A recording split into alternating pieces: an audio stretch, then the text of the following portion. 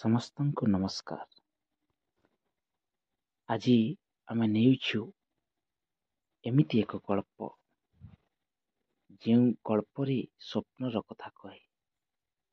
କୁହାଯାଏ ସ୍ୱପ୍ନ କେବେ ମରେ ନାହିଁ, ସ୍ୱପ୍ନ କେବେ ସରେ ନାହିଁ। ସରିଯାଏ କିନ୍ତୁ ଜୀବନର ଆୟୁଷ, ଦାୟ ଦାୟିତ୍ୱରେ କଟିଯାଏ ଦିନ, କିନ୍ତୁ ମାର ମନର କଥା ଲିଭିଯାଏ, ହଜିଯାଏ କେଉଁ ଏକ ଅଜଣା ପୁର ପଲ୍ଲୀରେ। এই ଗଳ୍ପରେ ଦେଖୁ ଗୋଟିଏ ମାର ମନର କଥା।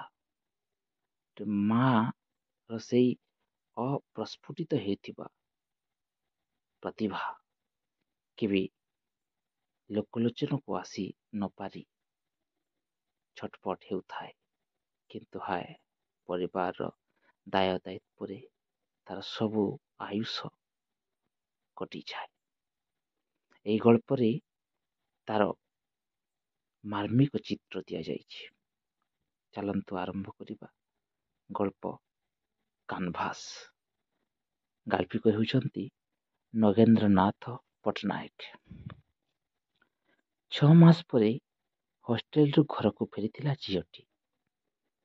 ଘରକୁ ପଶିବା ବେଳେ ତାର ନଜର ଲାଗିଗଲା ଗେଷ୍ଟରୁମ୍ କାନ୍ଥରେ ଟଙ୍ଗା ହେଇଥିବା ଅଙ୍କିତା ଛବିଟି ଉପରେ।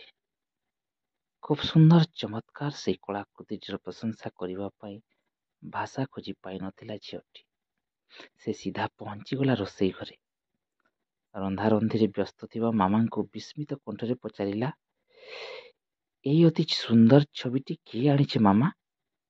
ବାପା ତ ନିଜ ଆଡୁ କେବେ ଏଇଟାକୁ ବାଛି ନଥିବେ। କେହି ଜଣେ ଏଇଟିକୁ ଉପହାର ରୂପେ ଦେଇଛନ୍ତି ନା କଣ?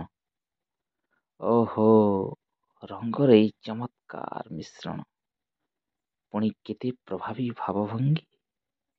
କେଉଁଠୁ ଆସିଛି ମାମା ଏ ହାତ ଅଙ୍କା ଛବିଟିଏ?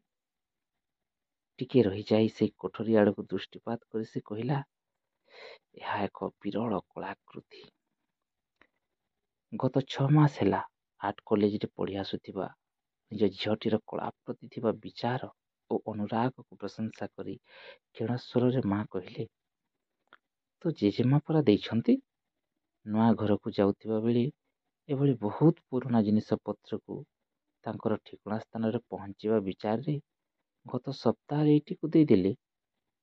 ଝିଅଟି ବିସ୍ମୟ ଭରା ସ୍ୱରରେ ଆଉ ଗୋଟେ ପ୍ରଶ୍ନ ପଚାରିଲା, ଆରେ ବାଃ, କିନ୍ତୁ ଏଡ଼େ ଚମତ୍କାର କମନୀୟ ହାତ ଅଙ୍କା ଛବିଟି ଆମ ଏଠିକୁ କାହିଁକି ଆସିଲା? ମା ସ୍ମିତ ହସି ତା ଆଡ଼କୁ ମୁହଁ ଫେରାଇ କହିଲେ, ମୁଁ ହାତରେ ସେଇଟିକୁ ଆଙ୍କିଥିଲି ତ, ସେଥିପାଇଁ।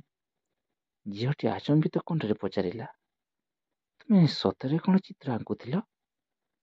ଟିକେ ଅଟକି ଯାଇ ପୁଣି କହିଲା, ତୁମ ହାତ କେତେ ନିପୁଣ ଯେ ଇନ୍ଦ୍ରଧନୁର ରଙ୍ଗ ଗୁଡ଼ିକୁ କାନଭାସ ଉପରେ ଉତାରି ଦେଇଛି। ଏହା ତ ମୋତେ ଆଗରୁ କେବେ ଜଣା ନଥିଲା। ତୁମେ ତ କେବେ କହିନଥିଲ ଚିତ୍ର ଆଙ୍କିବା କାହିଁକି ଛାଡ଼ିଦେଲ ମାମା?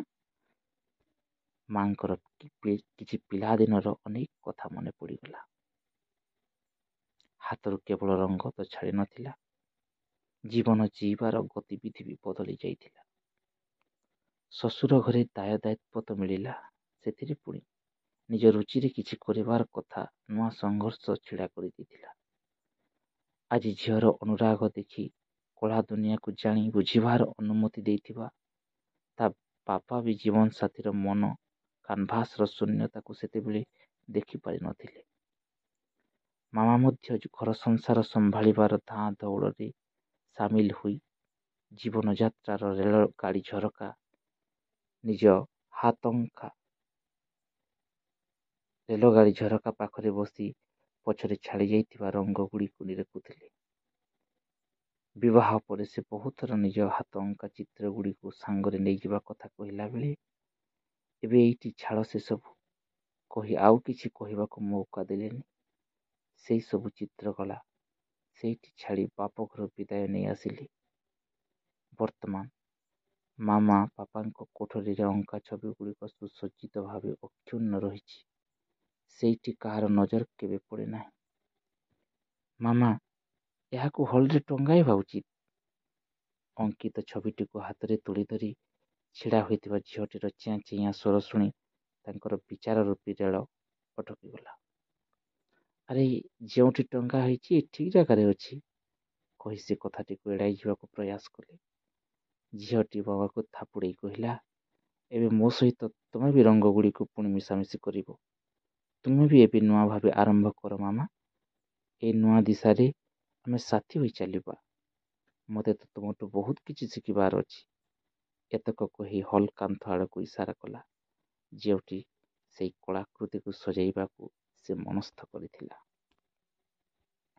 ଧନ୍ୟବାଦ।